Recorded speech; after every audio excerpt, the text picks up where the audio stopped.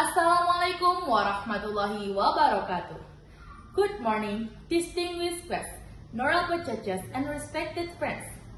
Before I begin my speech, allow me to invite you all to imagine something. Imagine waking up every day with various pressures and activities that must be completed that day.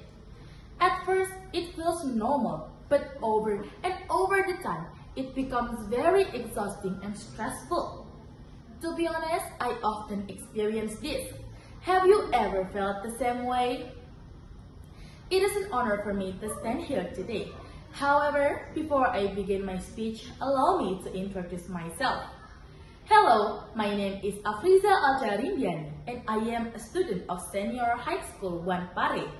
I am deeply grateful for the opportunity to deliver a speech that is very relevant to what the younger generation is experiencing today, namely how to balance physical and mental health for the younger generation. Ladies and gentlemen, many of us have felt tired, stressed, or even hopeless because of school, family, or social media. In fact, I have experienced this many times. And when we try to ignore those feelings, our minds seem to become increasingly cluttered as time goes by. The Kadiri District Health Office recorded around 619 residents experiencing mild to severe psychological disorders. Ironically, several cases were found in teenagers and young adults. This condition shows that mental health issues in Kadiri are not something to be taken lightly, but rather a serious problem that requires attention from schools, family, communities, and the government.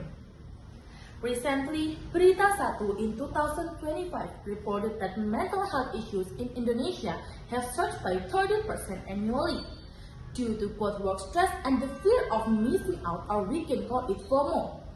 Many teenagers compare their lives to what they see on online media, often feeling not good enough when someone appears happier, more successful, or more perfect. For those of you guys who feel this way, don't worry, I have some tips you can try to maintain your mental health. First, pray. A study of 1,335 Muslim nurses at the University of Malaya Medical Center found that prayer has a moderating effect. In conditions of high work stress, the practice of prayer was associated with high life satisfaction and lower stress. Second, exercise. A large-scale study in the United States involving more than 1.2 million adults shows that people who exercise regularly have 43% fewer days with poor mental health compared to those who doesn't exercise at all. Third, listening to music. Research by Frontiers in Psychology in 2025 reported that listening to music for 30 minutes a day can significantly reduce cortisol levels. Music with a gentle tempo and regular rhythm has been proven to calm the parasympathetic nervous system. Fourth, sleep.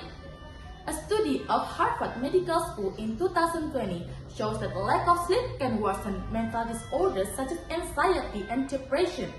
Getting 7 until 9 hours of sleep per night helps the brain reduce negative emotion and strengthen mental resilience to life's pressure.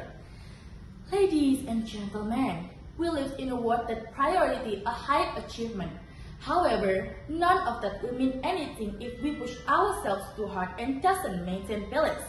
Maintaining inner peace doesn't mean we're giving up, but rather strengthening ourselves to become better individuals. That concludes my speech. I hope it inspires and be useful.